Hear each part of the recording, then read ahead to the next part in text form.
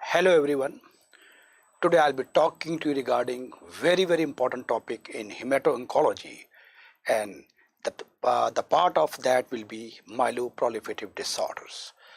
Throughout the world, whichever exam you write, lots of questions you get from hemato-oncology. Okay, so I'll be talking to you in integrated way, like including all these subspecialties which are relevant to my talk. And after this, you will find whichever exam you write, you will be able to solve more than 95% questions of myeloproliferative disorders, right? So, question number one. We have a 50-year-old gentleman. He's a known case of blood cancer, but he's not aware what type of blood cancer is it. And for the last 5 years, and now he come to you with high-grade fever, with bony pains. His peripheral smears show that WBC count is very high, and lots of premature WBCs are seen. And bone marrow examination revealed 30% of the blast cells. Oh, in other way, what he is saying, the patient has come to you in blast crisis. Now I have made your blast crisis. So now I have made your question very easy. I am sure you must have marked the answer. I still give you few seconds. If you want, you can revise. That means the question asked to you is, which of the following can lead to blast crisis if I have to frame in the single line, right? So you want, you can change. You still have 5 or 7 seconds to change the answer. Well, the answer of this question is E. But I also know that more than 95% people go for this answer. In fact, when you read this question, you find blast crisis so simple question, substandard question it is considered. But believe me, this is a rank number 1 getting question. Answer is all of the above. You mean to say this happen in this also? Yes. Blast crisis occur in this also. Why and how? This you will never understand unless we know the basic concept. Okay, the basic concept is we start from embryology. I always say basic concept. Today, whichever exam you write, everything they want that basic concept should be clear. So let's start from embryology. How the blood form, how the blood cells are made. So we'll spend enough time, and once we know this basic concept, then answer of most of questions will come very easy. We all know that we have a pluripotent stem cell. PPSC stands for pluripotent stem cell. It gives rise to a lymphoid series.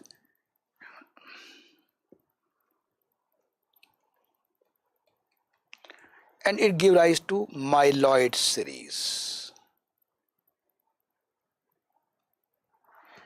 It also gives rise to MCP. MCP stands for mast cell committed progenitor. That means mast cells. So we have a lymphoid series, we have a myeloid series, and we have a mast cell committed. And this mast cell will produce MMC and CTMC. MMC stands for mucosal mast cells. We are all well aware that mast cells are there in mucosa. And CTMC, connective tissue mast cell. In nutshell, this MCP is going to create mast cell, which may be in the mucosa or in the connective tissue. Well, leave aside this, we come back. Leaving aside let's talk about lymphoid and myeloid series, which are the main cells that we talk about. Now, lymphoid series give rise to B and T lymphocyte. Point to be noted. Myeloid series gives RBCs, platelet, neutrophil, basophil, eosinophil, and the monocytes. Point to be noted very carefully. I repeat again. This lymphoid series give rise to B and T lymphocyte. Myeloid series RBC, platelet, and the WBCs, which include neutrophil, basophil, eosinophil and monocyte. Okay. If you look into this embryology, in this is neutrophil is a WBC. Yes, we know. B and T lymphocyte, they are also WBCs. Yes, very important. But this neutrophil is the real brother of RBC and the real brother of platelet. So neutrophil, despite being a WBC, is a real brother of RBC and platelet. Why? They have a common father. The name of father is myeloid, right? So, and this neutrophil is the cousin brother of lymphocyte B. Point to be noted: B and neutrophil, they are cousin brothers. Father, cousin brothers. That is the basic fundamental. With this background, well, as of now, I have to talk about myeloproliferative. This I'll be talking today, all this, and this will be the talk in the next test and discussion, right? So we are now we have a myeloid series. It gives rise to RBC series, platelet, neutrophil, basophil, eosinophil and monocyte. Now this gives rise, now we all know RBC, the malignancy of RBC is known as Polycythemia vera. Malignancy of platelet is known as essential thrombocytosis, and malignancy of neutrophil is known as chronic myeloid leukemia, that everybody knows. Point to be noted, these three diseases which are malignant proliferation, they belong to different cell lineage, but they belong to one family of myeloid series because they are all coming from myeloid. That's why these three together, they are known as myeloproliferative disorders. Since they belong to same family, despite coming from different cell lineage, they have lots of things common in their clinical feature and treatment and manifestation. So with this background of basic concept, we talk about now what are the common feature, basic concept. So now we are clear about it that in myeloproliferative disorder, this include polycythemia vera. It all include essential thrombocytosis or thrombocythemia. This is polycythemia vera.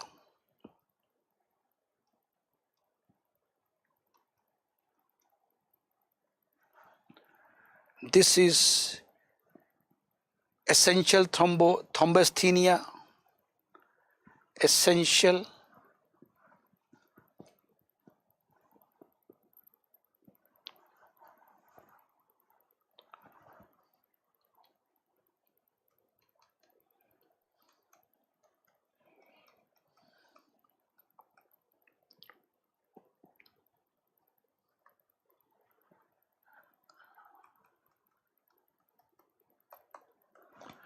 okay, and this is the chronic myeloid leukemia.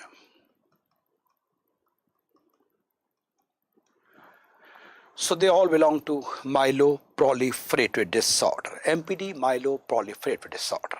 So this includes CML also. Now in these three diseases, ultimately in due course of time, the bone marrow can get fibrosed. And once the bone marrow gets fibrosed, then we call it to be myelofibrosis.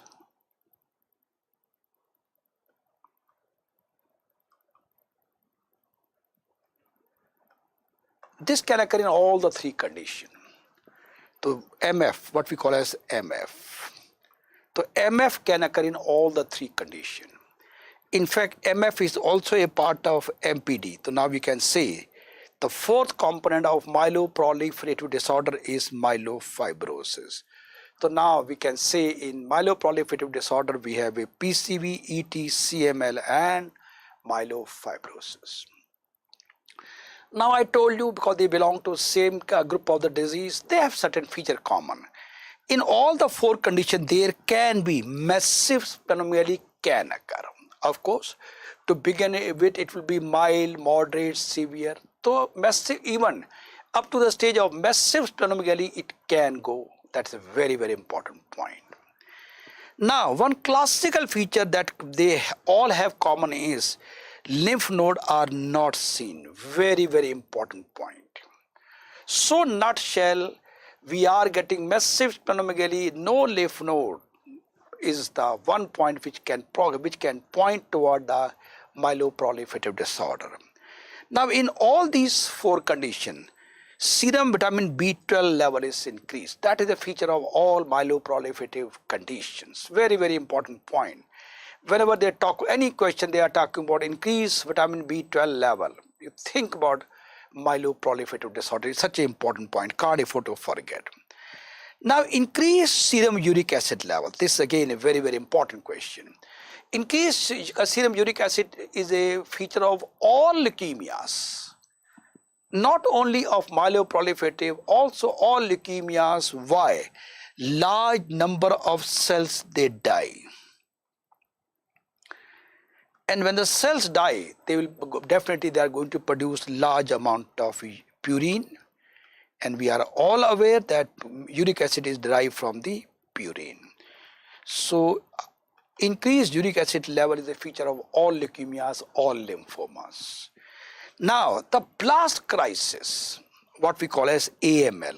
AML is nothing but the acute myeloid leukemia. It's nothing but the blast crisis. This can occur in all myeloproliferative disorders. Although most of us know that that blast crisis occur in CML, it is true, no doubt about it. But remember, it can occur in Polycythemia vera also, ET also, myelofibrosis also, all can develop acute myeloid leukemia. Of course, the CML is the most out of all these. Acute myeloid leukemia most likely occurs in CML. But the question is, it occurs in which condition? All of the above. But the question was, it's most likely to occur in, then the answer is CML. Okay, so this is the basic fundamental by which you come to know that blast crises occur in all other condition also. Okay. Question number 2. We are getting a 62-year-old lady. Dyspnea on exertion is there, fatigue is there. She had been hospitalized 4 times due to exacerbation of congestive heart failure. That means she's a known case of congestive heart failure. Her BP is high. She had myocardial infarction, cholesterol level high, heavy smoking is there. Oh, she has a predisposing factor for coronary artery disease, hypertension, increased cholesterol, smoking. Okay, so she has a predisposing for coronary artery disease. Where heavy alcohol is there, that can again contribute to congestive heart failure. A type of cardiomyopathy can occur due to excess of alcohol also induce. Neck tachycardia, neck vein distended, that indicate patient is still in CHF. Crackles are there, patient is in CHF. Third sound, patient in CHF, now also edema. Oh, so all these what they are saying, that she has presently also she has a feature of congestive heart failure. Now, on 3rd day after hospitalization, hematocrit increased to 50% from 44%. That means on the day when she was admitted, her hematocrit was 44%. But 3 days after, it has gone to 50%. Tremendous increase in 3 days only. ABG, arterial blood gas analysis, shows 72 millimeter mercury of PaO2 and chromium tagged RBCs. CR stands for chromium, is a radioactive compound by which we tag. normal RBC mass. In fact, just to tell you, this is a question from radiotherapy. Chromium level RBC are used to know about RBC mass. So RBC mass is normal. Which of the following is the most common cause of her polycythemia? Okay, what is the most common cause? The answer is, in this case, it is a relative anthocytosis. Why this is the answer? Why not others? That again we will not know unless we know the basic concept. So let's talk about what is the meaning of polycythemia, or so-called anthocytosis. Okay. So when we talk about anthocytosis, what is the actual definition of anthocytosis? When the hematocrit level is more than 52% in men and more than 48% in women. Point to be noted. Look into the question again. Look again. We have a 62-year lady, and now the hematocrit, her hematocrit has gone to 50%. So now we can say yes, in female it is 48%. Suppose the question was 62-year-old men, then it was not a case of polycythemia, because in men we need 52%. Point to be noted very, very carefully. This is a carry home message. Yeah. So our patient now has developed 50%, so it fits into category of defining in the category of polycythemia. Now this increased hematocrit, which is an indirect reflection of increased RBC count also. This may be due to true increase in RBC mass, so-called absolute. It may be due to decreased plasma volume, which is called a relative. Okay, relative. So let me give the basic concept. We all know very well. This is the blood, and these are the RBCs, and this is the plasma.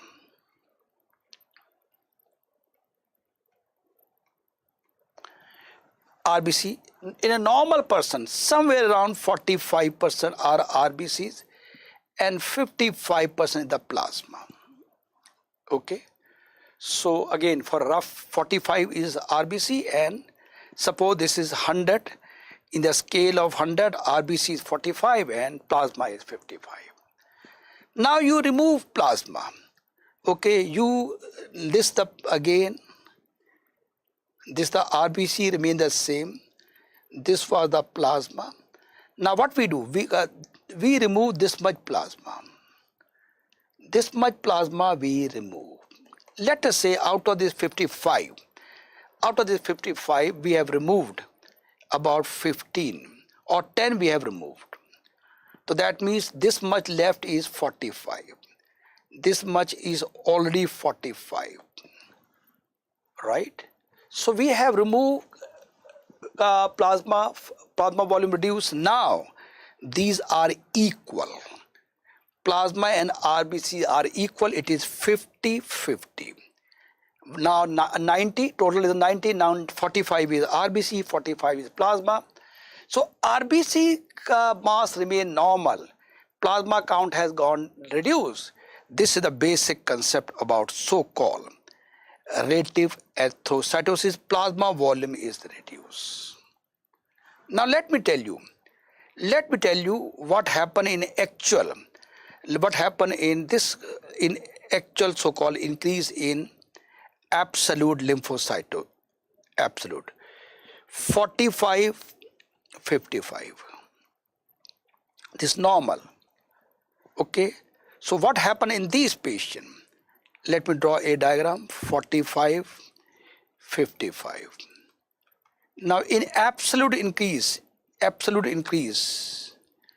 this remain as it is 55. This become 55. This has increased. It remain in original condition. this is called increased RBC mass. Of course, the ratio again here is 50-50. Total has become 110, ratio 50-50. Simple mathematics. Simple mathematics.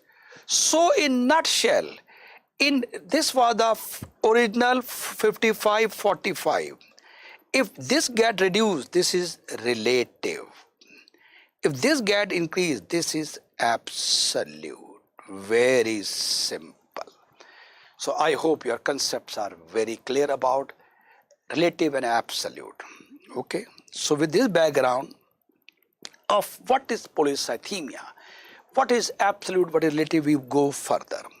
So now absolute, remember, absolute anthocytosis means, or polycythemia means, increase RBC mass. This may be primary or secondary. Primary variety we call as Polycythemia vera. I'll be talking to you about this in little late. Secondary. So let us learn what are the cause of secondary erythropoiesis. It is due to increased erythropoietin. Write down increased erythropoietin, EPO. EPO is erythropoietin. All of us know erythropoietin is the one which is concerned with RBC production. This is due to reduced PaO2, hypoxia. Well, sometime, of course, hypoxia occurs that lead to increased erythropoietin. This is a normal physiology whenever hypoxia occurs. Okay. But sometime, patient may have normal ABG, no hypoxia, but there are certain cancer which can produce large amount of erythropoietin despite normal PaO2. And some of the important cancer which can secrete erythropoietin are renal cell carcinoma, that is kidney carcinoma, hepatoma, that is liver cell cancer. Okay. And very, very important is renal cell cancer and hepatoma. Okay, and cerebellar hemangioblastoma.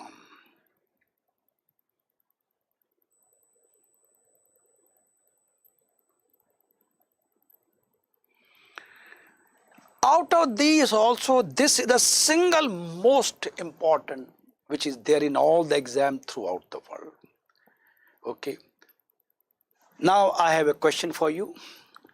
Those of my friends who are watching right now, you write down in your copy, and those of my friends who will be watching a recorded video later on, you can stop the video and write down the answer. The question is, okay, the question is, this cerebral hemangioblastoma, it is often associated with a type of neurocutaneous syndrome.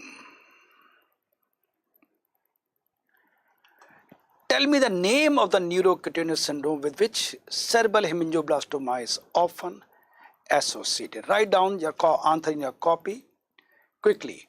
And those who are seeing live, you can very well write the answer in your YouTube if you are watching via YouTube.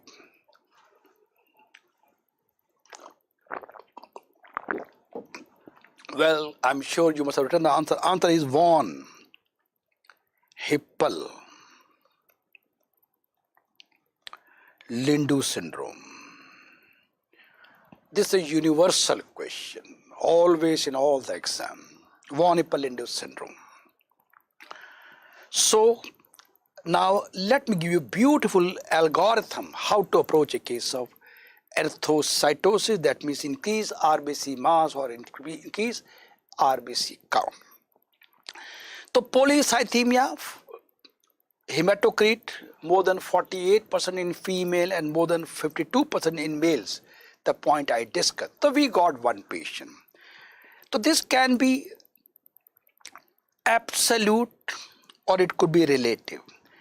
In relative, the RBC mass is normal, the point I described to you. And in absolute, RBC mass is increased. That means the single most important thing we differentiate absolute from relative is RBC mass. Now, this can be primary or it can be secondary. In primary, we have only one thing, Polycythemia vera. Now, Polycythemia vera, it is a malignant proliferation of the RBC. Yes. It's a type of myeloproliferative disorder. And we learned that in myeloid series, it gives rise to RBC, platelet, and neutrophil, basophil, eosinophil also. One more thing, because like in PCB, it's a malignancy of RBCs. Yes, we know. But whenever they problem occur in the RBC, and I told you, they are all real brothers, the basic concept, you know. So although the disease is of RBC, but these count also increase because they belong to same family. So, and same thing in essential thrombocytosis, these count will also increase. So friends, in Polycythemia vera, there is not only increased RBC, there is increased platelet, P for platelet, and increased neutrophil, N for neutrophil, they all occurs. So Polycythemia vera is a tri-lineage disease. There is increase in the WBC also, neutrophil also, increase in platelet also. And of course, don't forget, there will be splenomegaly will be there. Got it? In these, erythropoietin level is reduced. So that's why these cells are proliferating even in the absence of erythropoietin, and there is no hypoxia. No hypoxia. No hypoxia, erythropoietin level is reduced, not increased, but still RBC count is increased. This is the classical feature of Polycythemia vera. Now in secondary, what is the difference? Increase erythropoietin. Point to be noted, here the erythropoietin level is reduced, here the erythropoietin level is increased. So what I told you, one thing is very important, in secondary only RBC increases. Normal WBC, normal platelet.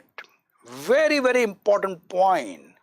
So whenever you get a case of increased hematocrit or polycythemia, always look for WBC count and platelet count. If the WBC count is normal, platelet count is normal, it very comfortably rules out Polycythemia vera. Okay, understood? Now we are clear about it.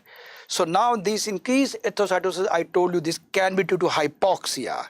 In this, PaO2 is highly reduced.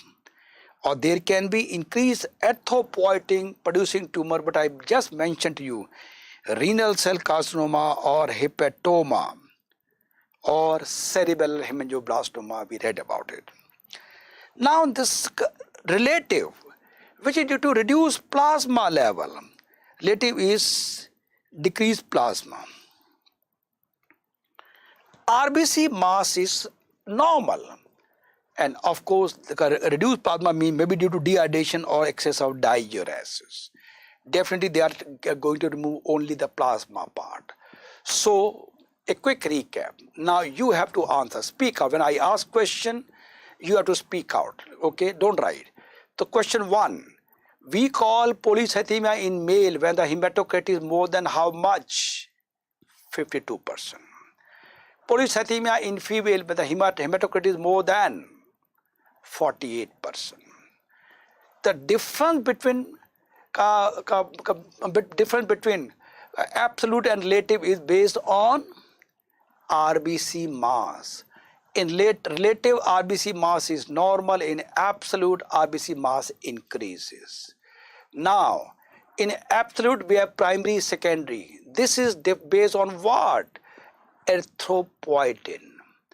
In primary the erythropoietin level is reduced. In secondary erythropoietin level is increased. Now difference between In secondary, we have two. One is hypoxia and cancer. That is based on what? PaO2. In hypoxia, PaO2 reduce. In cancer, PaO2 is normal. So friend, with this background, so in this question, RBC mass is normal. There is no increase in RBC mass. It has been proven by chromium tagged RBC. The question clearly say the RBC mass is normal. So RBC mass normal is definitely, we are talking about relative. Understood? And hematocrit got raised from 44 to 58 in 3 days. And he is a case of congestive heart failure. Definitely we know that one of the important treatment of CHF is diuretic. So diuretic therapy can lead to dehydration, and that has the cause of increased hematocrit in this patient. So I hope you are clear about it. So again, the additional points which already mentioned to you, but still if you want to write, you can write down option A, Polycythemia vera, increase in granulocyte and platelet count occurs. The point I mentioned is a tri-lineage. Of course, the RBC disease is there, but the granulocyte and platelet count increases. Low erythropoietin level is characteristic, and increased RBC mass. Three very, very important features which indicate toward Polycythemia vera. Hypoxia is a cause of secondary anthocytosis. Now, very important point. If you talk absolute hypoxia, we say when PaO2 is less than 60 millimeter mercury. But what is seen that when the PaO2 goes below 65 or oxygen saturation is below 95%, what I want you to be very clear, this Pa tend about partial pressure of oxygen, and this is less than 65%, and this is oxygen saturation.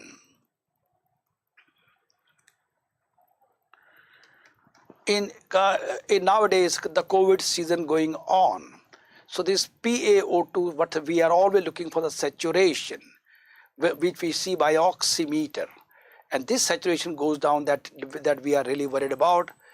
Okay, so there are different things. What is seen, although we actual term hypoxia when the PaO2 below 60, but what is seen that when the PaO2 goes below 65, then start the hypoxic, and that lead to increase the process of secondary anthocytosis start at 65 only. So in our patient, this PaO2 is above this threshold.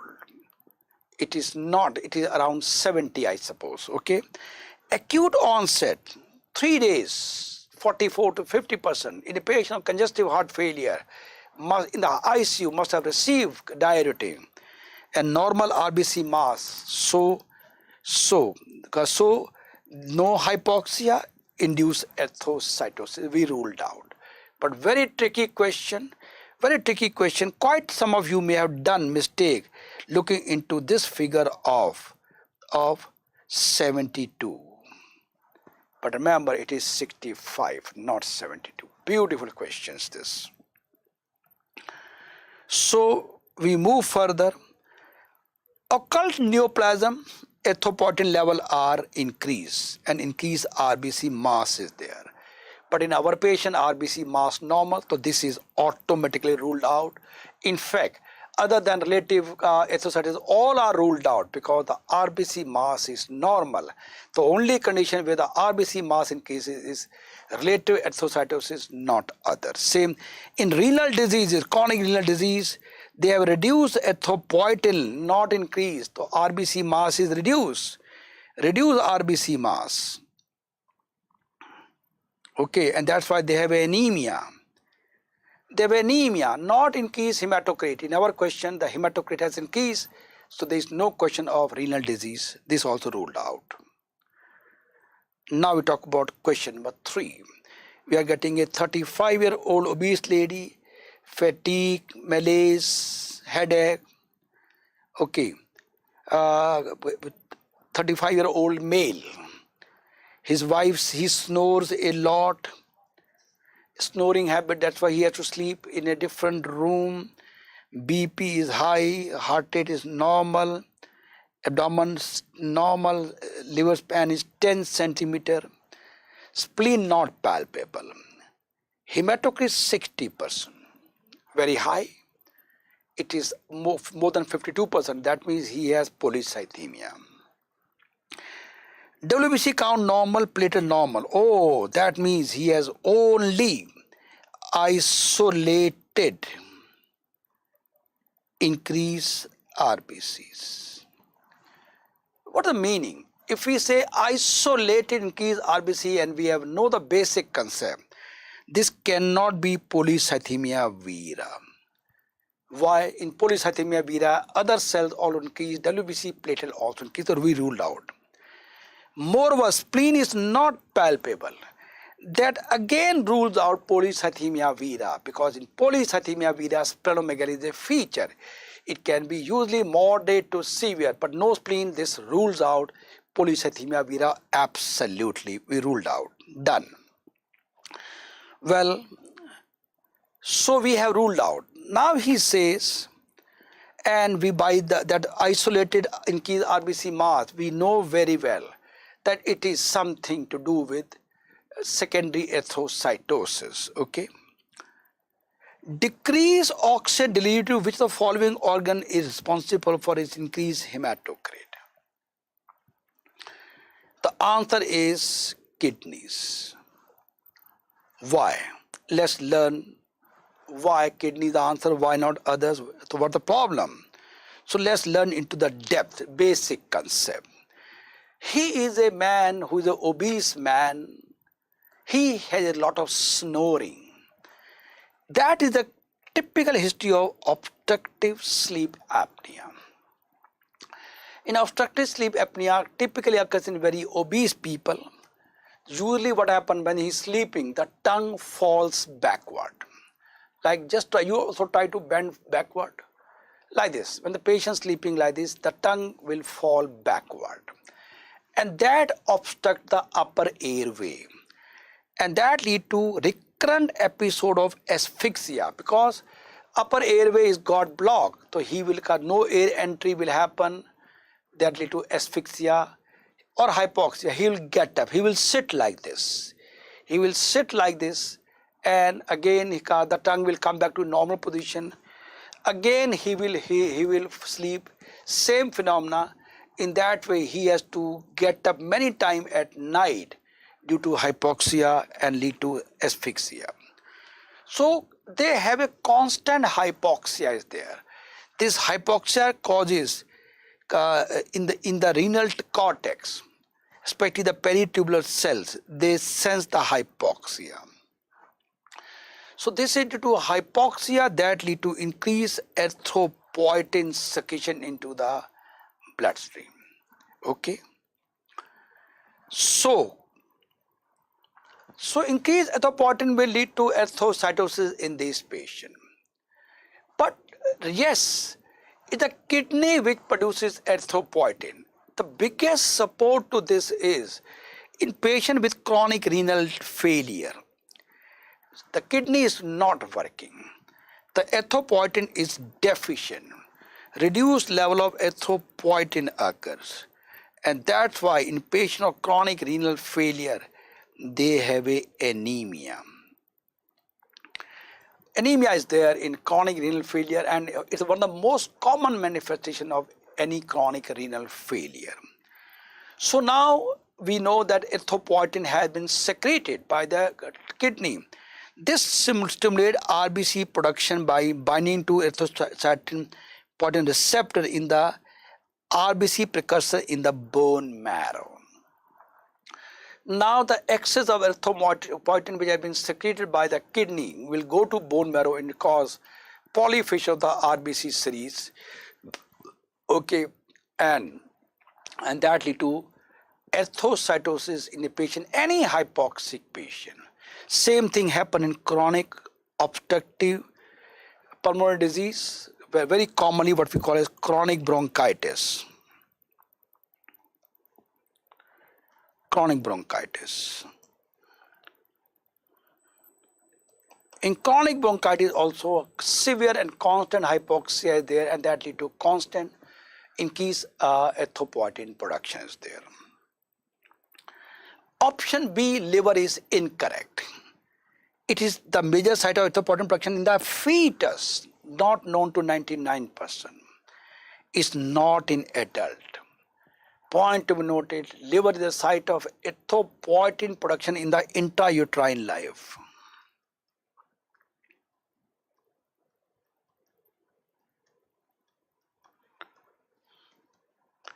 But not in the adult. The source of adult erythropoietin is kidney. Spleen is the major site of destruction of RBCs. It is not the site of erythropoietin production. But extra knowledge for you, both spleen and liver, they are the potential site of extramedullary hematopoiesis. In adults, sometime we need to have more and more RBC production outside the bone marrow. We call it extramedullary hematopoiesis. Okay. Now I have a question for you to write down. Write down the answer. Tell me any one condition you know of where extramedullary hematopoiesis occur in after birth. After birth. Write down the answer.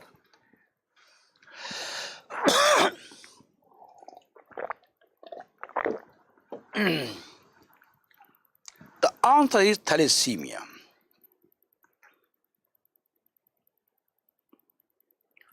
Thalassemia major is the answer where extramedullary hematopoiesis occur. Bone marrow is again an incorrect answer. Erythropoietin released by the kidney that we have read and understood. This will go to bone marrow. It stimulate RBC progenitor cells to synthesize more RBC, the point I mentioned in the previous slides also. So bone marrow is a site of RBC production. Erythropoietin comes and act on the RBC progenitor cell, and they start multiplying and they make more and more RBC. But bone marrow is not a source of erythropoietin. Lungs, again an incorrect answer. Lungs have a touch receptor which sense distension of the lungs, and stimulation of this receptor will decrease the respiratory rate. But lung as such is not a source of erythropoietin production. Again a very, very important point. Question number 4. We have a 51-year-old male, dizziness, headache, pruritus after a hot bath.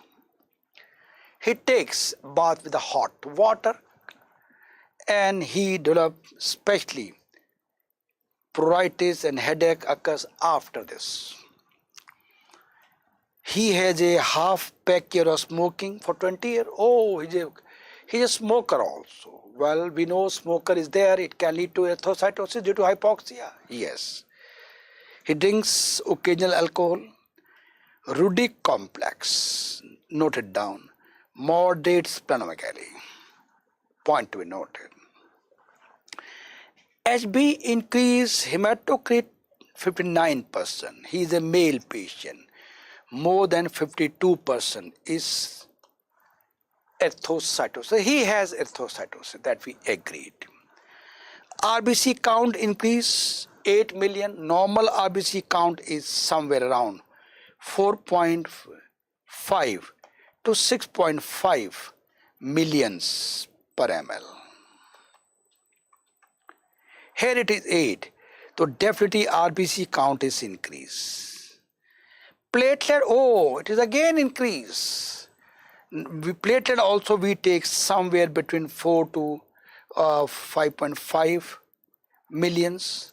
It's a little bit variation is there. Some books have given even 3.5 also, but definitely this is more than normal.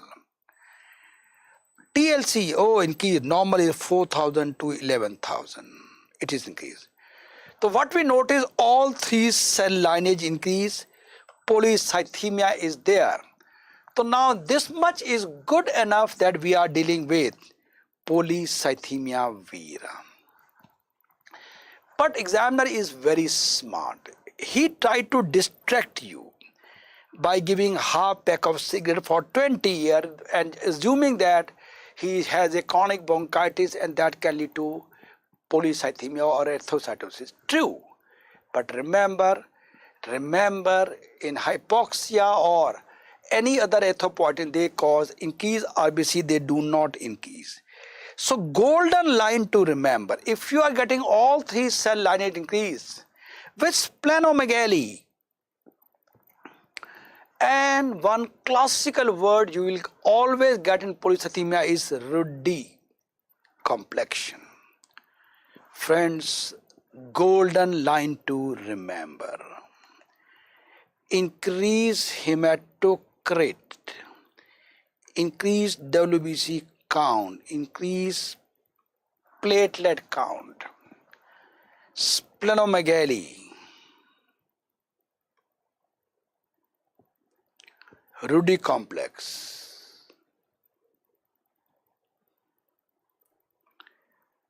This is polycythemia vera. Simple. Remember these 4 words. You answer your question before we really go into option. Till now I have not seen the option. Let's see. So one thing is very clear that so far what we have done, we are dealing with polycythemia vera. Now what the most likely cause of this patient finding? Okay. Decreased circulating plasma volume? No way. This occurs in relative polycythemia. We already have made it very clear that we are dealing with polycythemia vera. Decreased oxygen saturation, we ruled out, because although patient is a smoker and quite possible many of you must have gone for this answer, but remember, in hypoxic patient only RBC count will increase, these will not increase. In hypoxia, splenomegaly is not a feature, ruled out. Increase RBC lifespan, there is nothing like increase RBC lifespan. We know the lifespan is around 120 days. It can, if we have read that in hemolytic anemia, HA is hemolytic anemia, RBC count is reduced, RBC lifespan is reduced. But there is nothing like increase, there is no condition where RBC can live for 200 days, no way, this is already ruled out. Increase erythropoietin, since by this only we made a clinical observation that we are dealing with polycythemia vera, and we know very well that in polycythemia vera, erythropoietin level is not increased, it is reduced. So now we are left with only one option, is this: increase bone marrow sensitive growth factor, and that we already have discussed in the previous questions, that in case of polycythemia vera, these cells they start multiplying automatically despite low level of erythropoietin, and that's the reason that these they have increased sensitivity to growth factors which multiply automatically, and this is how they produce increased RBC counts. Okay.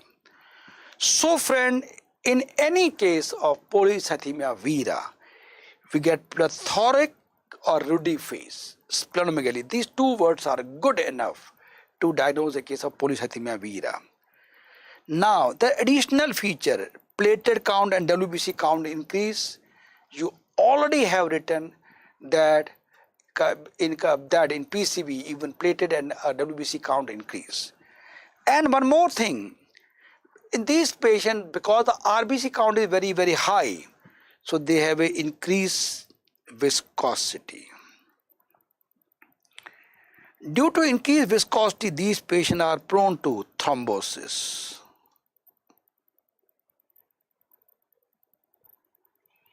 And due to increased blood viscosity, they are prone to hypertension also.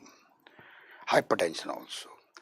Now I have a question for you. Again, write down the answer. You get one patient of Polycythemia vera and his BP is 180 by 110. And I ask you to treat this case. Which anti-hypertensive drug will be absolutely contraindicated? That means you should never give that antibiotic, that anti-hypertensive drug in this patient. Write down the answer. Which anti-hypertensive drug you will not give to this patient of Polycythemia vera with this much BP?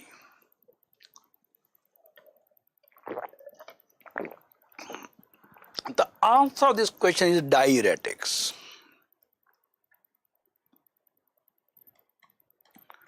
Very obvious. His blood viscosity is already very high because of very large amount of RBCs. So already the blood is so viscous. If you give any diuretic, it will further make the blood more viscous. More viscous. So this is diuretic are absolutely contraindicated in this case. Now one more feature, classical feature in this patient. When the patient takes bath with hot water and that lead to intense itching.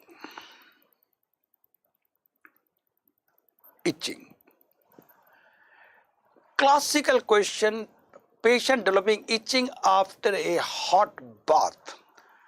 This is 99% Polycythemia vera. I have one more question for you. You get one patient right now. You are sitting in the OPD. You get one patient. He says, doctor, whenever I take alcohol, maybe beer, maybe whiskey, and after that I start having itching. So itching after a hot bath is Polycythemia vera. Write down the answer. Tell me in which condition you get itching, the patient get itching after a bout of alcohol. Quickly write down the answer. Itching after a bout of alcohol. The answer is Hodgkin lymphoma.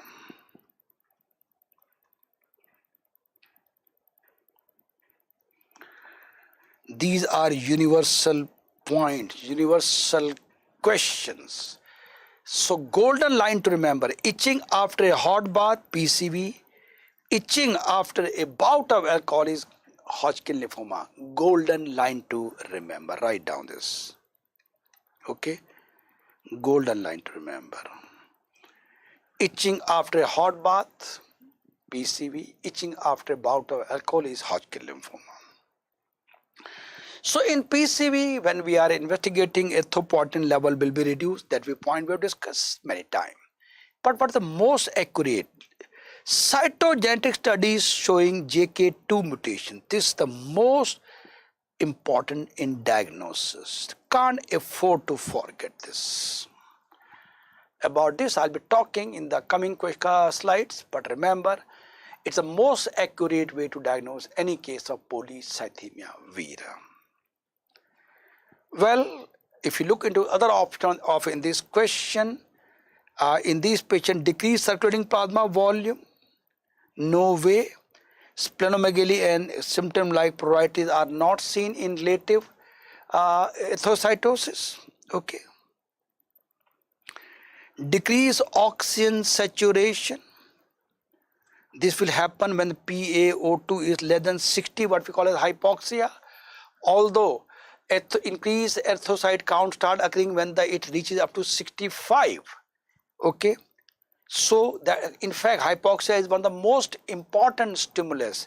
But again, in hypoxia, there will be no itching after a bout of hot water. So this also rule out. Increased RBC lifespan is nothing like this entity, the point I mentioned earlier.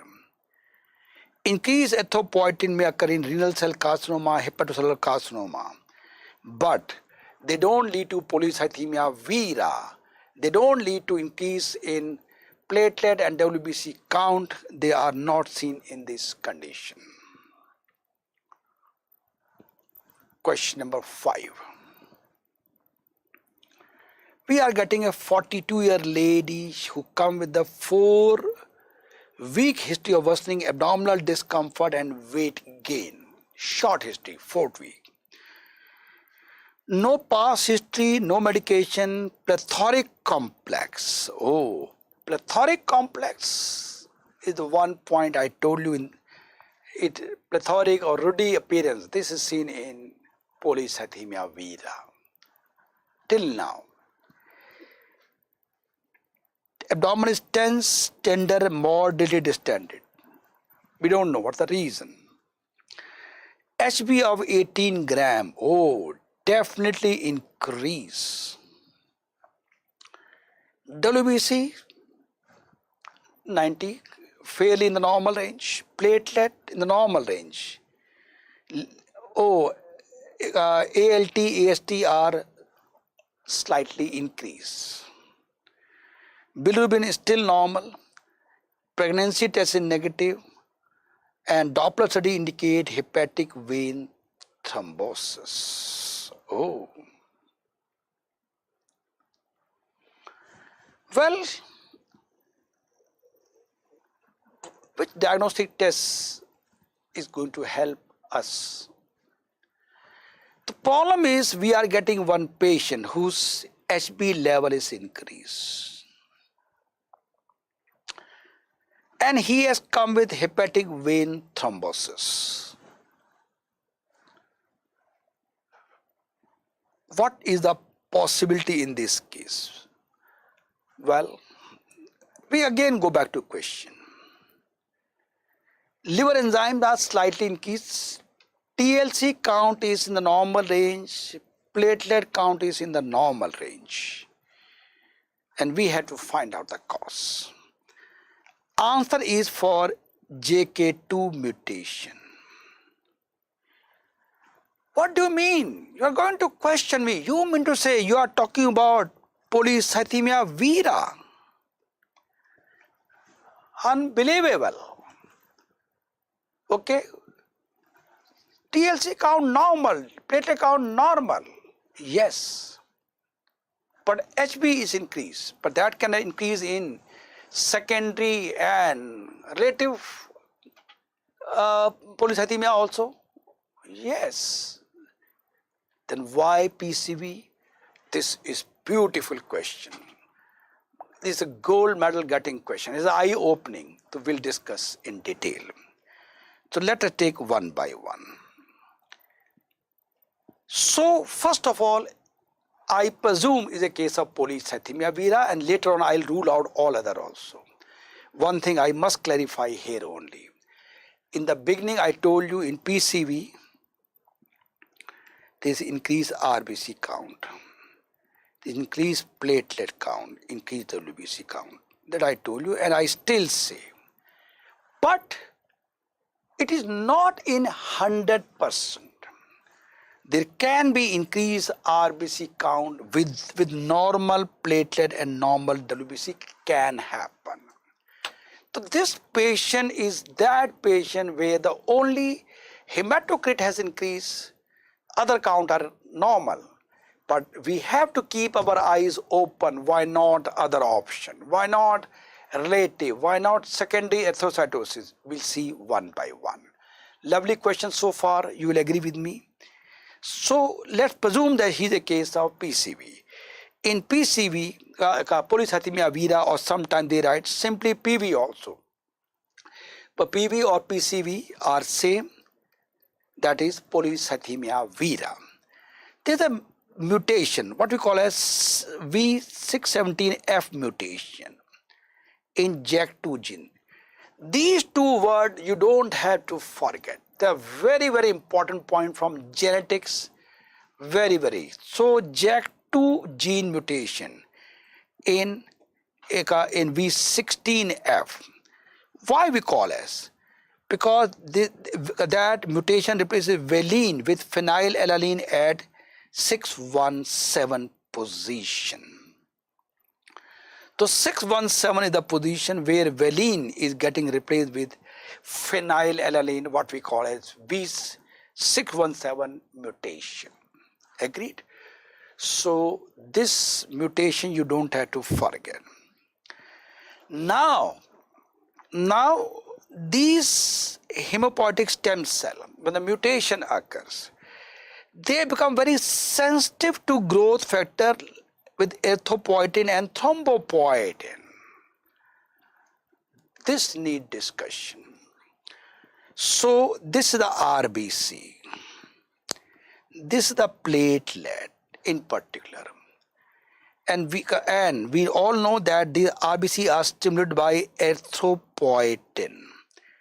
It stimulates RBC to produce more and more RBC cell to precursor to produce more RBC. Thrombopoietin, TPO what it is. This stimulate platelet. Now this mutation, what I talk, this may occur in RBC, it may occur in platelet, either way. Agreed. Once this mutation occurs, these become very, very sensitive to erythropoietin in such a way that even low level of erythropoietin is good enough to make more and more RBC. I repeat again. Due to mutation in RBCs, what mutation? JAK2, that is V16F mutation has occurred. So there is some change has occurred in the RBCs. Now they are so sensitive that even little amount of erythropoietin can produce large amount of RBCs. Okay. So there is increased sensitivity. So that's why even with low erythropoietin, it will lead to increased RBC formation. I can give you a day-to-day example. We have a big piece of wood, and we have a container which contain petrol. This is wood. You take one matchstick or a cigarette lighter. It's a very big wood, and you just try to ignite this wood with the lighter. Will it burn? No way. And matchstick, you are just put it, it will burn. Why? This is highly inflammable, and this is not so. So when this mutation occur, this convert RBC from a wood to petrol or gasoline, whatever you say. Oh, now even slight amount of erythropoietin is going to multiply like anything. So there is increased sensitivity, the point which I have discussed in the previous question also. Same mutation occur in essential thrombocytosis also. And that's why the platelet count also increase in essential thrombocytosis, right? So we learned that in PCV and essential thrombocythemia, so large amount of platelet are getting produced, RBC are getting produced in PCV, that lead to hyperviscosity, and that lead to increased thrombus formation. And they can lead to Bhatia syndrome, which is due to occlusion of hepatic vein. So remember, friends, one of the important cause of Bhatia syndrome is pregnancy also. But in our case, pregnancy test is negative. Bhatia syndrome can lead to occlusion of hepatic vein, and that can lead to abdominal pain, distension. So, got it? So most common cause of Bhatia syndrome is myeloproliferative neoplasm, like Polycythemia vera. But remember, it may be silent in around 15% cases. Patient may develop little bit of blood obstruction, but patient may not present clinically also. So friend, JAK2 mutation is always recommended, regardless of there are feature of myeloproliferative disorder or not. If you are getting case of Budd-Chiari syndrome with hepatic vein obstruction, JAK2 mutation of V16F mutation should always be investigated to rule out myeloproliferative disorders. Okay. Now let's look into other causes. What about hepatocellular carcinoma and hypercoagulable state? They can lead to Budd-Chiari, but its incidence is very less, very less. So obviously, common things should be investigated first. The hepatocellular carcinoma is not a very common cause of Budd-Chiari syndrome. Okay, so that's why CT scan and hypercoagulability tests carry no much meaning unless we have ruled out the more common cause is JAK2 mutation. Paroxysmal nocturnal hemoglobinuria (PNH) this can lead to Budd-Chiari syndrome, but typically in this case they have a hemolytic anemia.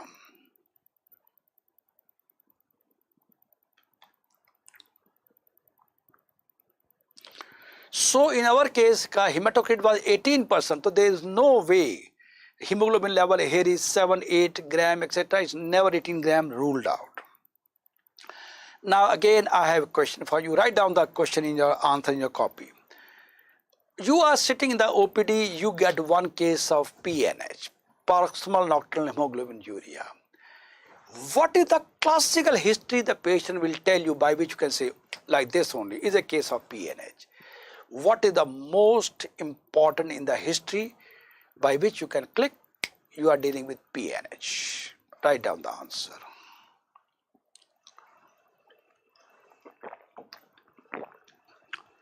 Well, the answer to this question is first morning urine sample is black. The first morning urine sample is black, the whole day urine is clear. You ask the patient that you take the morning sample and evening sample of urine, come to show me. This will be very dark color, cola color or black, whatever word you can see, cola color or black color, and this will be normal slight yellow color. Just look at these two bottles like this, you can pick up you are dealing with PNH, and of course there will be anemia will be there. Golden line, this is a golden line to remember. First morning urine sample black and the whole day urine is clear, this is PNH. Note it down. Golden line to remember. I repeat again, first morning urine sample color is black, the whole day the normal color. You can write black or cola color, whatever you can say, dark color, black color. The whole day is normal urine color, yellow color is PNH. Question number 6, we are getting a 52-year-old male, frequent headache, dizziness, excessive sweating. BP is high, 170/94, pulse 90, respiratory rate is normal, plethora, ruddiness of face, and moderate splenomegaly. Oh, by now our basics are so strong by this line only. We are diagnosed, we are dealing with Polycythemia vera. I hope I don't need to elaborate on this point. So before even jumping the question, we are clear we are dealing with Polycythemia vera. Let us see what is options are. HB, oh, high, it really goes in PCV. 64, high. RBC count, high. And platelet high, leukocyte high. So we are definitely dealing with Polycythemia vera. So we are getting all the 3 cell lineage, plethoric or ruddy color, all 3 cell lineage and splenomegaly. These 3 are the golden line to remember. If somebody has not written, write down plethoric or ruddy picture, plethoric face, plethoric or ruddy face, splenomegaly,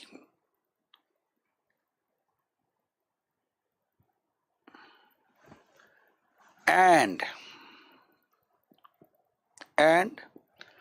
all 3 cell lineage.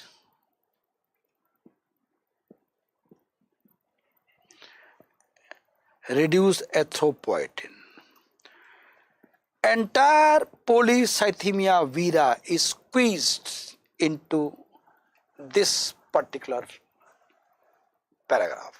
4 line, you are dealing with Polycythemia vera. Golden line to remember. Now, let's see what are the options we have.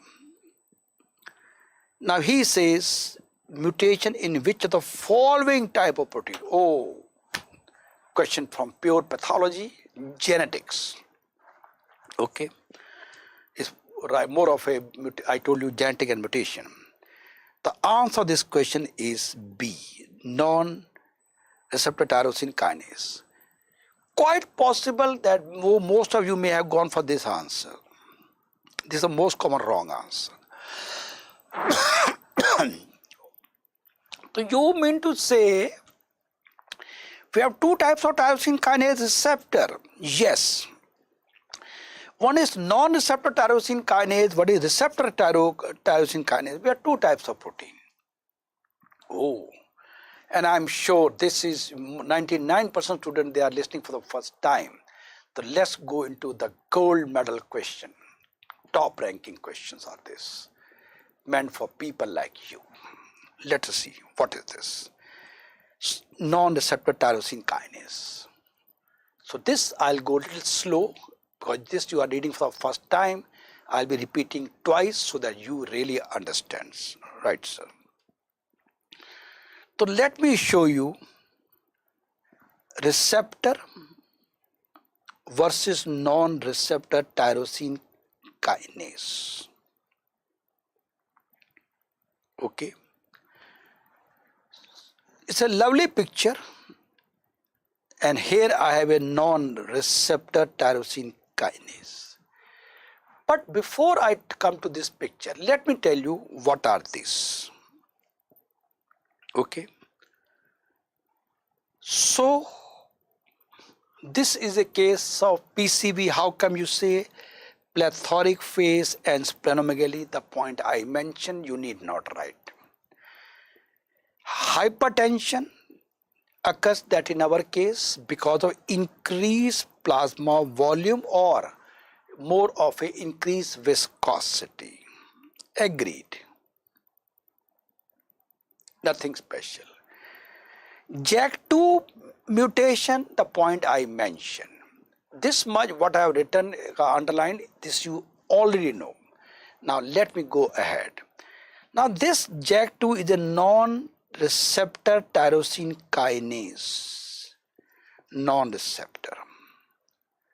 What is this? Which is also the answer to this question. So let's talk about non-receptor tyrosine kinase. So now remember, these receptor, they don't have any intrinsic tyrosine kinase activity. Remember, receptor is there, but it itself has no power to do any activity. Then how can? Now it must interact with intracellular Janus kinase. JK, what we write as that the full form is Janus kinase for signal transduction. Let me explain to you. Let me explain to you. You want to meet one government official.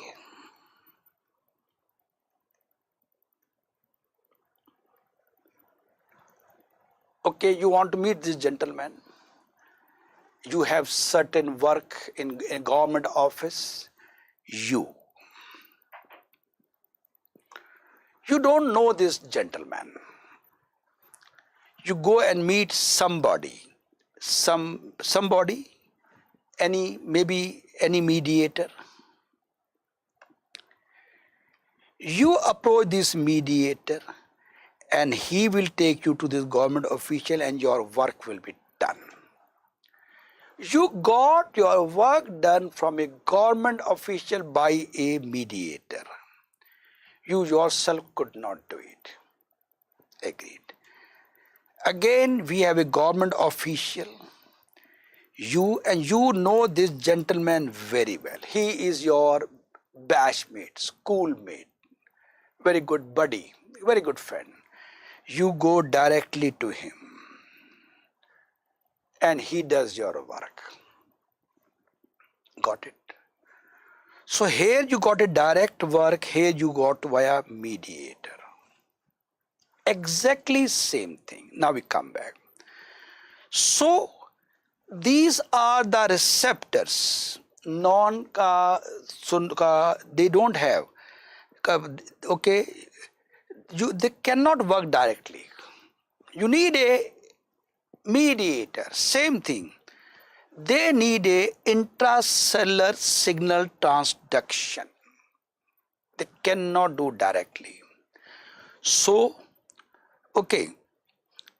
So, what happened in these cases? So, in these cases, when mutation occurs, and of course, any mutation will happen, increase RBC production will be there. But remember, they are what? They need a signal. They need a mediator, what we call an intracellular signal transduction is must. Now let me tell you, which are the receptor tyrosine kinase? Insulin receptor.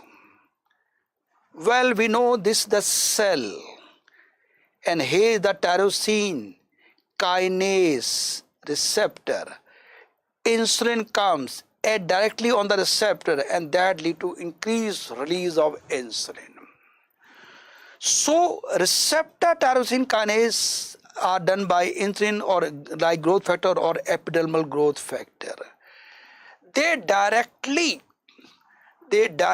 stimulate the receptor, and everything is done directly. They don't need any then the signal transduction is not needed in this case.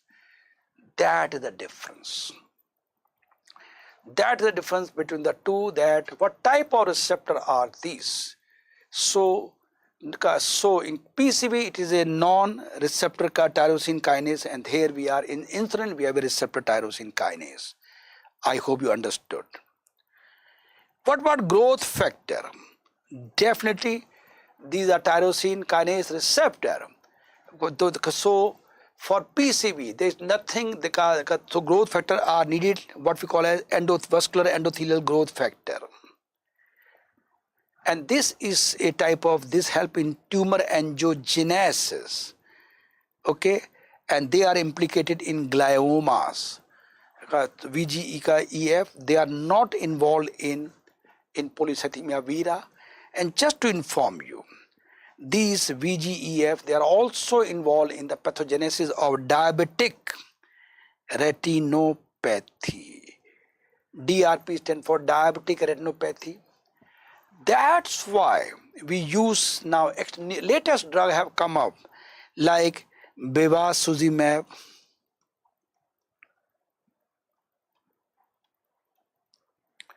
ranibizumab,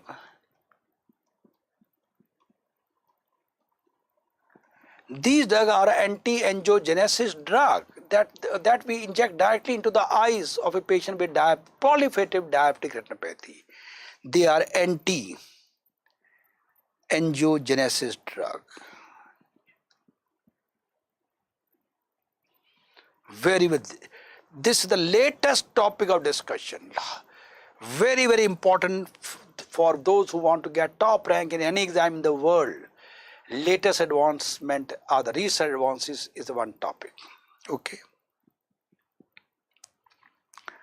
Transcription factor is it happen in Burkitt lymphoma, not in polycythemia. And in Burkitt we all know MYC is there, and that is a transcription factor which is involved in the pathogenesis of Burkitt lymphoma, which is more common in African countries. Tumor suppression, mutation of p53 tumor suppression, again well known, which is involved in the pathophysiology of Leigh-Frumeni syndrome, and of course this p53 tumor suppression is not involved in the pathophysiology of Polycythemia vera. Well, now let me tell you some recent advancement. We got a new drug called ruxolitinib and lestorutinib. They are JAK2 inhibitor. So they are the latest drug that we have been using. Of course, we use for those patients who do not respond to traditional therapy. But you should know that drug that we got latest drug for PCV are these. They are JAK2 inhibitors.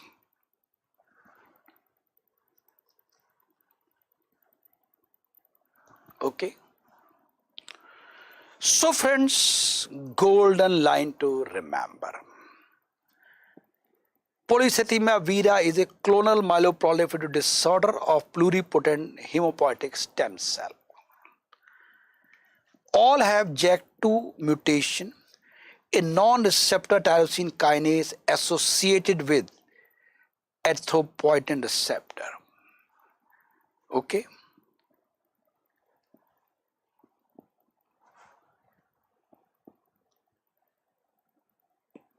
If you want to note it down, note it down.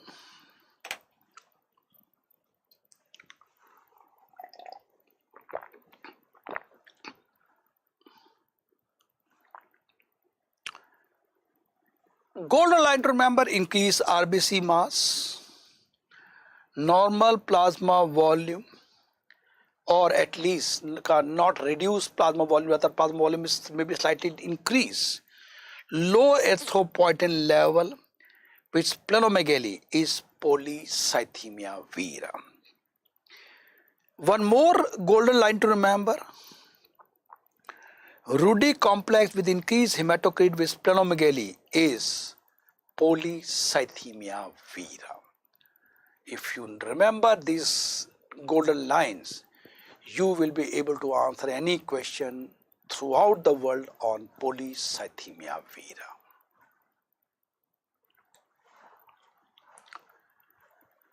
Myeloproliferative disorder, part 2.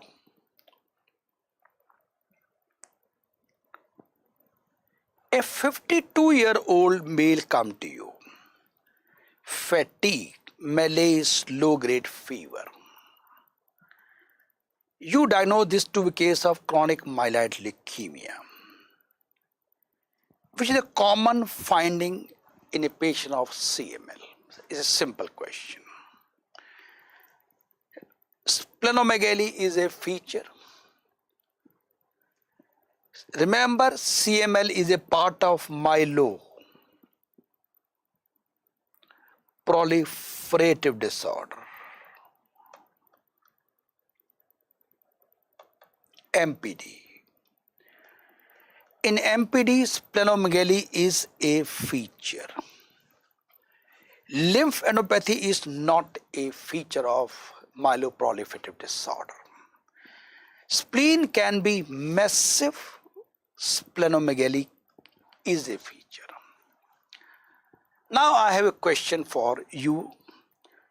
I told you in myeloproliferative disorder, which include polycythemia vera, essential thrombocythemia, and chronic myeloid leukemia.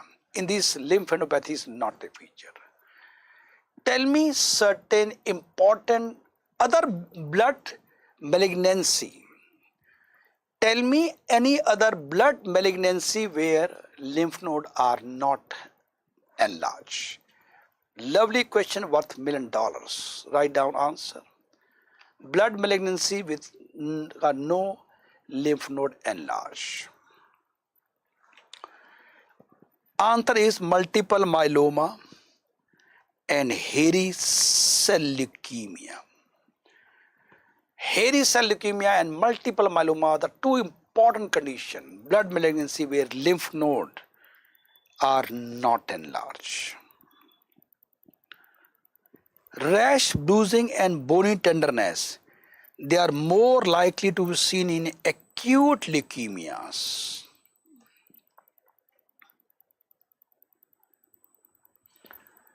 Okay, although bruising and rash may occur in CML, but they are not a very important finding, but they are very important finding in acute leukemias.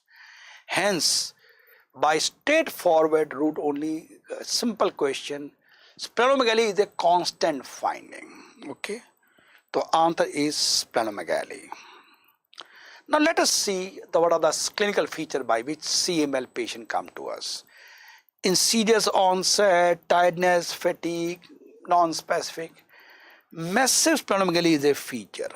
Spleen may enlarge up to the umbilicus. It may enlarge up to that stage that it can go to umbilicus. Liver may be enlarged, but lymphadenopathy is not a feature. But very, very important point, priapism. In some male patient, there can be painful erection of the male genitalia, and this is due to leukostasis. Very, very important question. So priapism is a feature of chronic myeloid leukemia. Now again, I have one more question for the student. Okay, write down any other blood condition, hematological condition where priapism can be seen. Quickly write down the answer. Any other hematological condition where priapism occurs.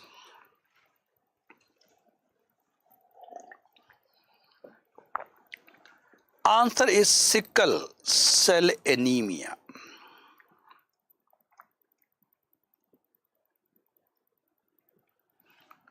Cannot afford to forget this question. Question number 2. The patient of the previous question, this patient, question 1.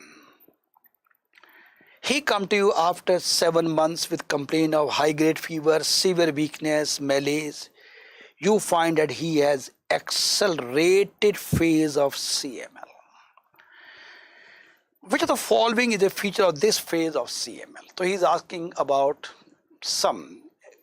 In the course of disease, we know we have an accelerated phase. Answer is C. Why this is the answer? Why not others?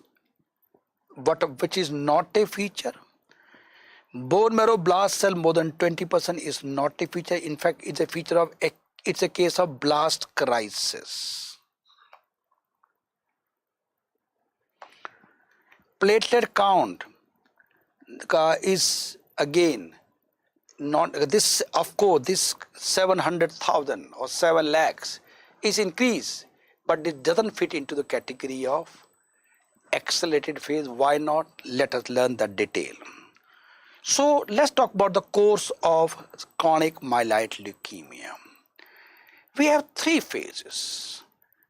Chronic phase, blast cells are less than 10% in the peripheral blood film or in the bone marrow. Accelerated phase, blast cell 10 to 19%. And if we say blast crisis, when 20 or more than 20% is blast crisis.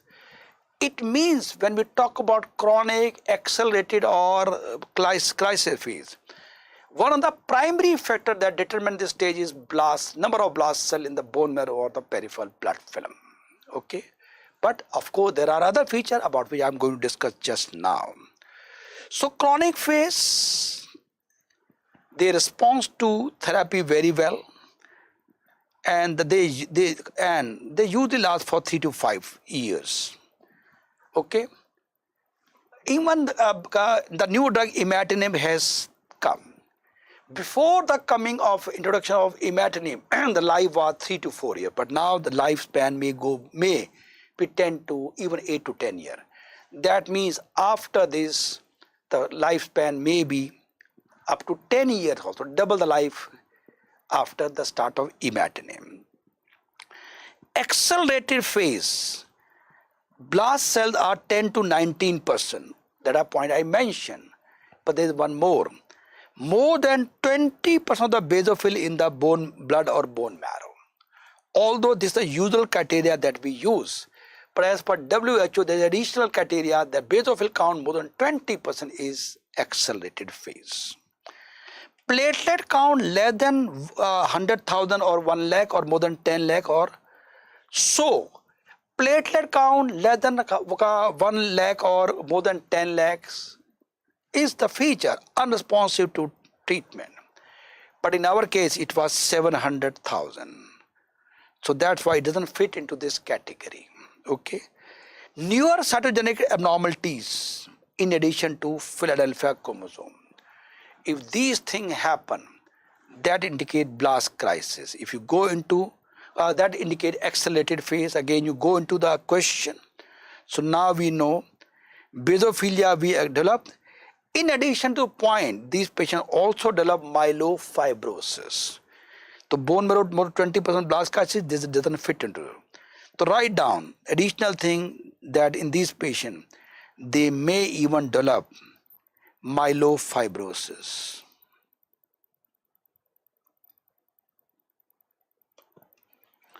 So again, the point which mentioned, quite possible most of you have gone for basophilia as the answer.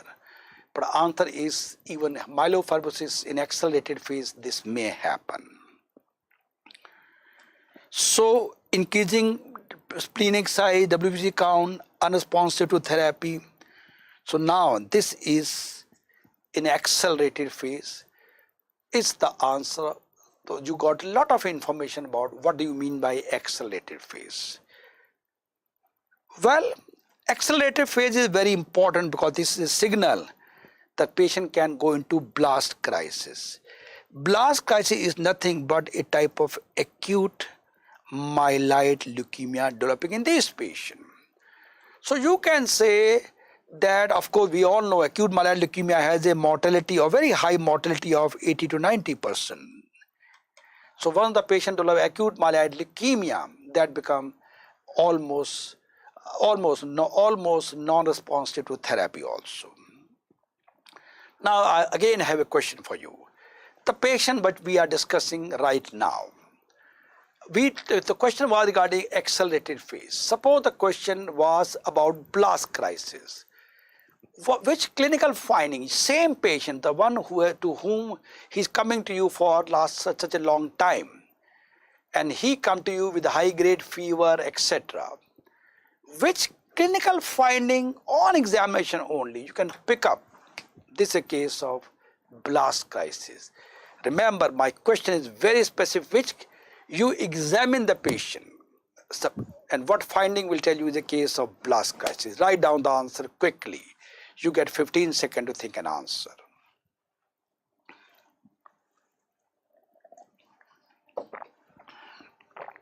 Well, the answer is bony tenderness.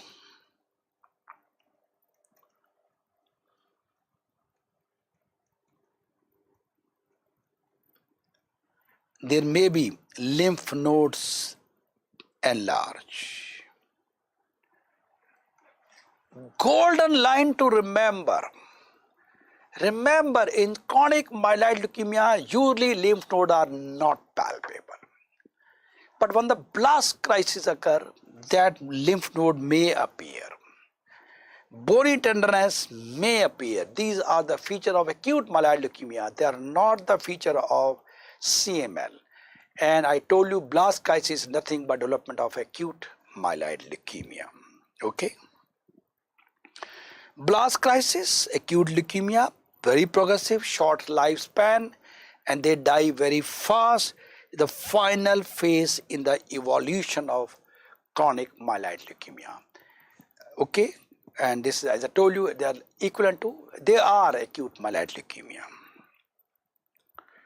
So in blast crisis, more than 20% of the blast cells, there can be large cluster of blast cells in the bone marrow, and development of chloroma. Chloroma are the solid mass of the cells of the myeloid cell, which may be present in many places like tongue, or may, and remember there is solid collection of the cell, cancer cell outside the bone marrow in a solid form, maybe in the tongue, maybe in the skin.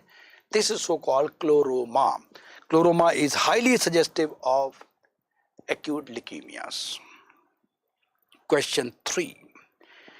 Which of the following lab finding is consistent with CML? Hyperuricemia. Why? Hyperuricemia is seen in fact, all blood cancers. The reason being, large number of cells are getting produced, large number of cells are getting dead, so they produce large amount of purine. The clinical applied is this: suppose you are getting one case of any leukemia, maybe acute or maybe chronic leukemia, and you plan to give chemotherapy. What you will do? Number one, you ask the patient to go for hydration. So you plan to start chemotherapy after 2 or 3 days. So at least 3 to 7 days before, you ask the patient can go for adequate hydration, and you start allopurinol, which is a xanthine oxidase inhibitor. Xanthine oxidase inhibitor, which reduces formation of uric acid. So we hydrate the patient very well, and that means he will pass plenty of urine, and we are also already given xanthine oxidase inhibitor. So now when we start chemotherapy, large number of cells will die, and they are expected to produce large amount of uric acid. They will not be able to produce because already allopurinol has been given. Even if some is produced due to hydration, they will go out of the urine. They may go out. So they will. So if not, then it may precipitate gout. We all know gout is due to increased uric acid. Now, in all CML, vitamin B12 level is increased because the granulocyte themselves, but they produce large amount of, these cells, they produce large amount of vitamin B12. So B12 level will increase, not decrease. LAP score, LAP stands for leukocyte alkaline phosphatase score.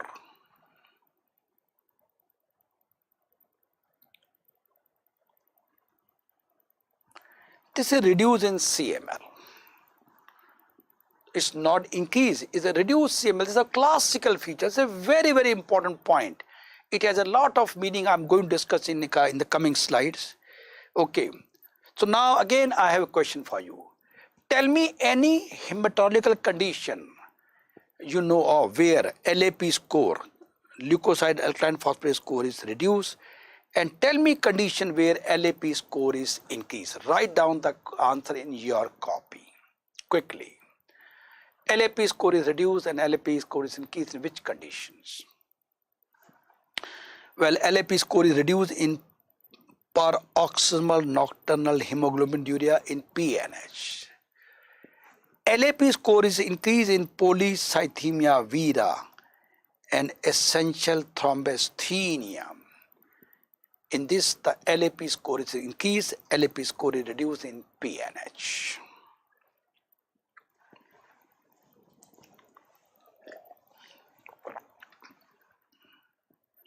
Okay. A 35-year-old male is being evaluated and the WBC count is 60,000, very high. Blood smear shows immature cell band form myelocyte. That means that if they are there in blood film, that indicates leukemia. One thing is there. Few blast cells. Point to be noted, there are large number of immature cells. The blast cells are very few.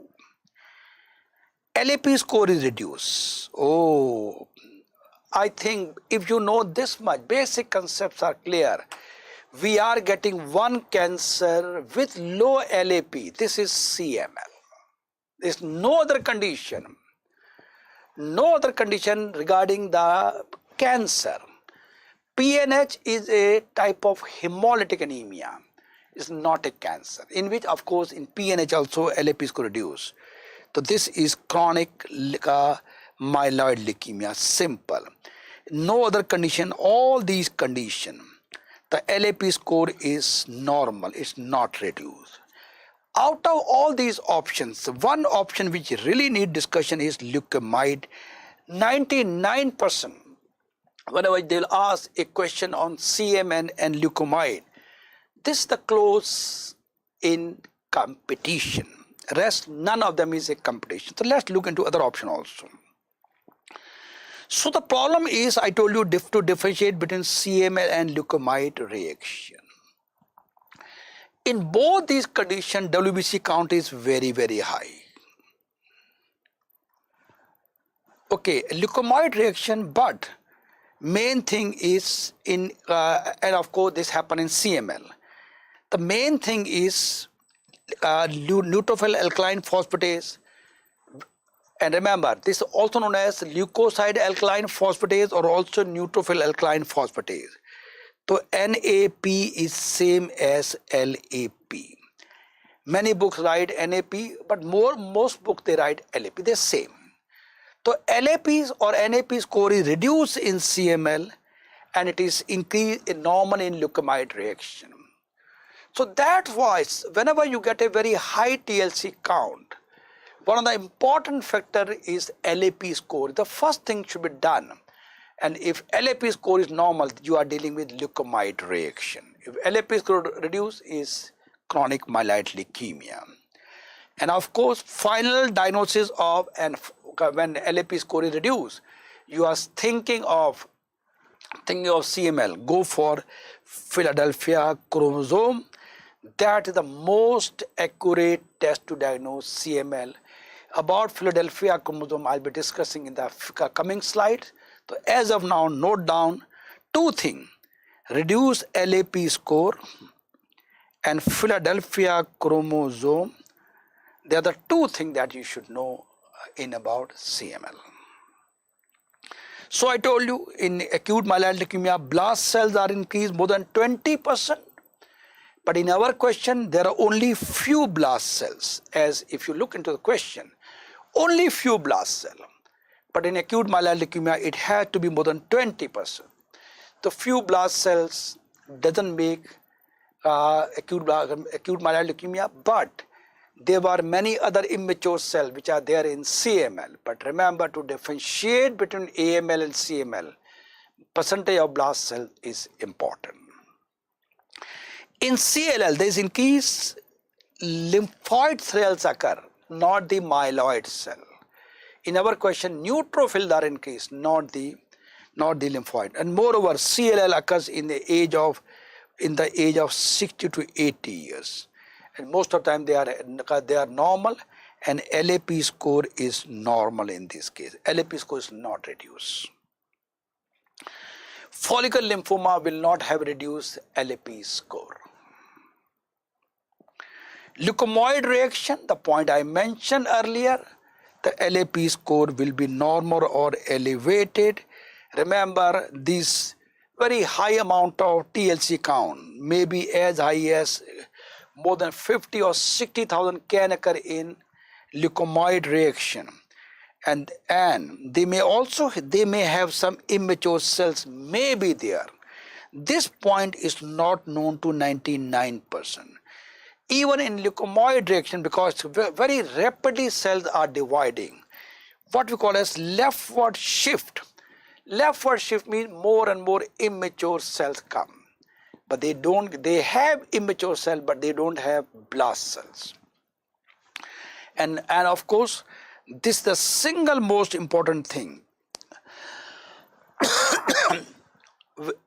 We differentiate leukomoid reaction from from CML. In CML, LAP score reduced. Leukomoid, the LAP score is normal. Which of the following is true regarding Philadelphia chromosome?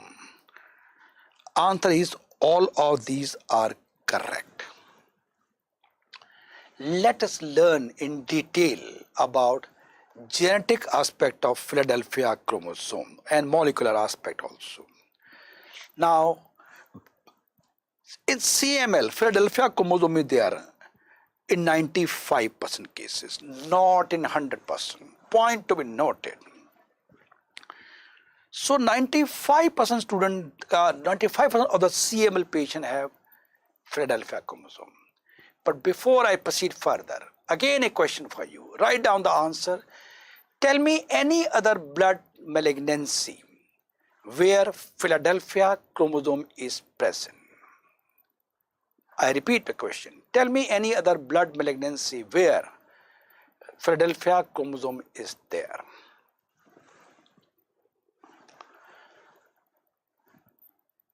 The answer is ALL. It is acute lymphocytic leukemia, not myeloid leukemia.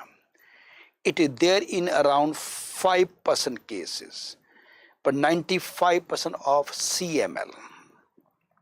Now, what is this genetic normal? This is the reciprocal translocation of chromosome between 22 and 29. This is a universal question. This you should know in and out. What happened? Look into this. This is normal. Chromosome 9. This is 22. Okay. And this is the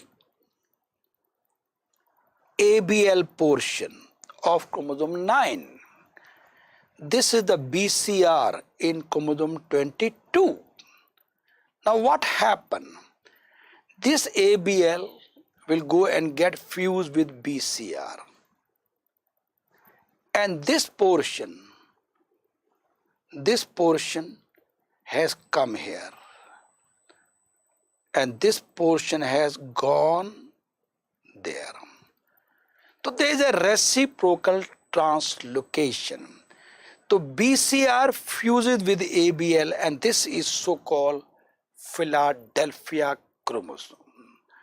So we call as translocation because a part of this has gone to here, a part of this has gone back to 22. So part of 9 to 22, a part of 22 and 9. So they have done the mutual exchange. But in mutual exchange, in chromosome 22, we are getting a fusion gene of BCR and ABL. So we are getting a fusion gene. Understood? This is Philadelphia chromosome. So let's learn more about Philadelphia chromosome.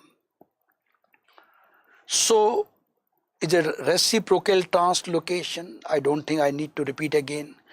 Long arm of 22 and the chromosome 9. Yes. And that lead to BCR ABL fusion gene. Now, this you can detect in the peripheral smear. The BCR ABL fusion gene which I showed you in the previous slide. This you can very well detect in the peripheral smear because the size has gone down. Now this ABL-BCR gene, it encodes for protein with strong tyrosine kinase activity. Oh, it is going to activate tyrosine kinase. So, we got a gene which can activate tyrosine kinase. So, definitely, if we use any drug which is a tyrosine kinase inhibitor,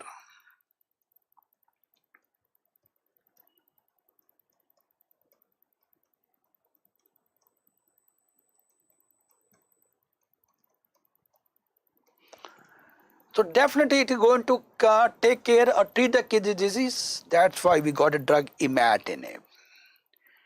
Imatinib is a tyrosine kinase inhibitor, mechanism of action. So friends, what I told you in the previous slide, I have got beautiful line diagram for you. We have a BCR-ABL fusion gene, and what it does, it impedes apoptosis. First, it will not let apoptosis occur, and it also encodes for tyrosine kinase activity, the point I told you. This leads to increased tyrosine kinase activity of stem cell, and that is going to cause uncontrolled proliferation of myeloid cell, which will lead to chronic myeloid leukemia. So I hope you are understood. It is causing uncontrolled proliferation, as well as it is inhibiting the apoptosis, which is the natural death. So the cell, it will prevent the cell death, it will generate more and more uncontrolled cells. That is going to produce CML, and when we use imatinib, it's going to take care of this particular step. Now the tyrosine kinase will not be able to act, and the patient will get benefit of the drug. So, and one thing more, so that's why the best initial test for any test is LAP score is done to CML. We confirm, then you look for the slide in the peripheral film, look for a Philadelphia chromosome, and you treat by imatinib. Okay.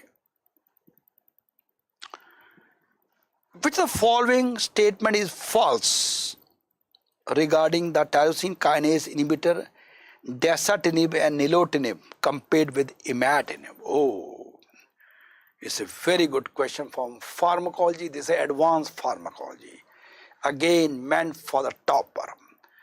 Okay, answer is this. This is false. All other are correct. So now let's talk more detail about pharmacology. So we got the newer drug.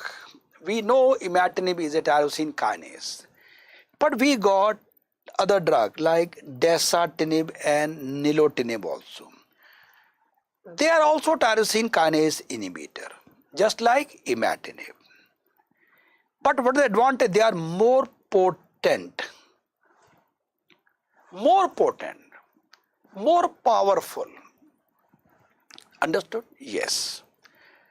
So when we use, they reach higher rate of recovery. Definitely, if they are more powerful, they have a higher rate of recovery. Agreed. They also, and something very interestingly, they also have high activity against the many resistant cases.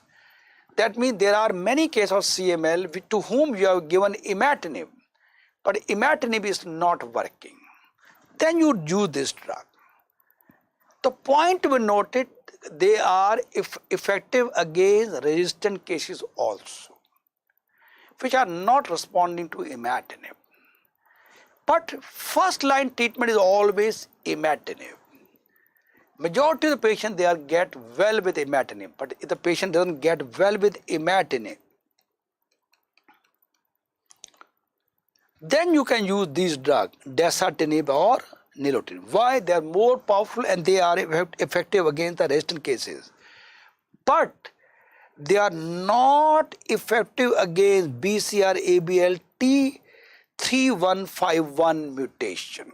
This is the classical basic question from the pathogenesis. They are effective against many other resistant cases, but one resistant in this mutation, ABL, BCR, ABL, T3151 mutation, they are not effective. So they are not effective against all the case resistant. They are effective against resistant cases, but not all resistant cases. Okay, resistance may develop to these, and of course in due course of time resistance may develop to these newer agents also. Question 7, we got a patient 50 year, weight loss, anemia, no past histories, splenomegaly is there, pale conjunctiva, blood count HB reduced, platelet high, WBC count is increased. The peripheral film shows leukocytosis, yeah, TLC count is high. All stages of granulocyte maturation seen, that means immature cells are seen in the peripheral smear, which likely diagnosis. So you go back, we are getting splenomegaly, pale conjunctiva, anemia, 50-year-old woman, WBC count increase, okay.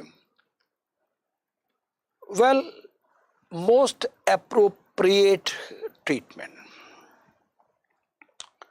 Well, in this case, imatinib. I got this question from one of the important exams, but it's a question has been framed in a very dicey way. Very dicey way. He has not given any clear-cut clue that we are dealing with CML. Let us see. Chlorambucil we use for CLL. CLL is a disease of 60 to 80 years. It's a disease of the elderly person. Age of our patient is 50 years. So that is unlikely that she is a case of CLL. Fine. Stem cell transplantation is never the first line treatment. Whenever patient of CML come to you, of course this is the best treatment. But a patient come to you, you diagnose the case of CML, you don't do stem transplantation day one. You start with imatinib. Although it's the best, but it's okay, but not the first line treatment. Rituximab we use for CLL, not for CML. Repeat blood count for 3 months. There is no point. We already have a clue. Why to wait? So a dicey question like this, I really included deliberately that how to solve this dicey question. These are the questions which you should solve by rule out, just so-called rule of omission, rule out others. So chlorambucil for CLL, rituximab for CLL out. This is never the first line treatment. And repeat blood count, why you want? What advantage you are getting? No way. So we rule out all other technique, and finally we got that imatinib is the best answer, although there is no clear-cut clue that we are dealing. Now we go back. Do you get this finding in CLL or CML? Yes, we get this finding in CML. Do we get spleen in CML? Yes, we get spleen. So we have certain an age also 50 years. This goes in favor of CML. Although nothing, no Philadelphia chromosome, no leukocyte alkaline phosphatase, nothing. And so we say imatinib is the best answer. So friends,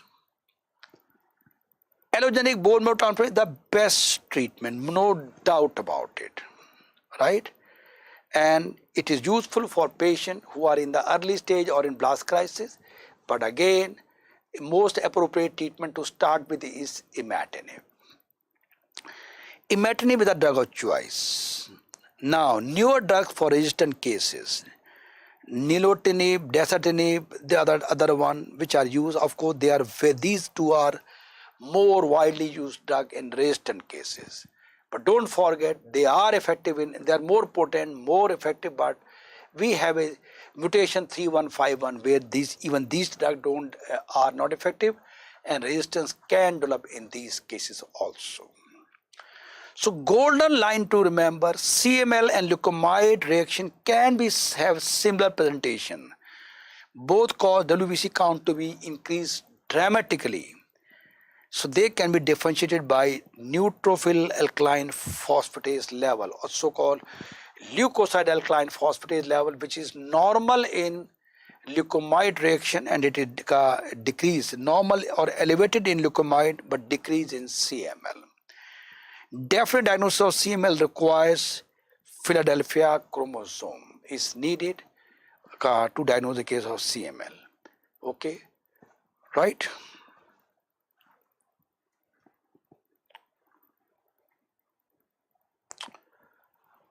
Next test and discussion will be on the next Saturday, on 7th March. It will be Hemato-oncology part 2. It will be on lymphoproliferative disorder like multiple myeloma, chronic lymphocytic leukemia, and hairy cell leukemia. Okay. Well, I have recorded lectures of whole internal medicine in the name of smart medicine, and every topic I have written in such a way that all the subspecialties are included in that topic. You don't need to read anything else. This recorded lecture are known as smart medicine. Just to inform you, I have already recorded many of the tests and discussion series which are seen. You can see in YouTube. All these lectures are there. Okay. We also have many free, as I was talking to you regarding smart medicine, ultimate lecture of medicine, all integrated A to Z, the way today I discuss everything about A to Z. Recorded lectures are there. If you want, you can very well talk to my staff. You can WhatsApp on this number that you want to see the free video lecture. They will give you a link to see. You can note down. And if you want to contact me, of course, you can send a message at this number also. My staff will convey the message to me. If you want to mail me, my email ID is given here. You can note it down. Dr.Bhatia it is DBMI. It's not DBMC. It is DBMI. @edu.in is so that I am very much accessible to you for any query, any guidance, what to read, what not to read. I am always there to help you out. So I hope you enjoyed this session. You learned a lot, starting from basic concept. I already have written a book, Minnie Harrison, ultimate book of Minnie Harrison.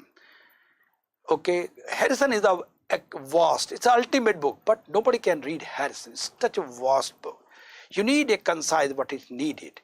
It is for what you need to read, not what all you have to read. Okay, so ultimate book. It is available in Amazon also.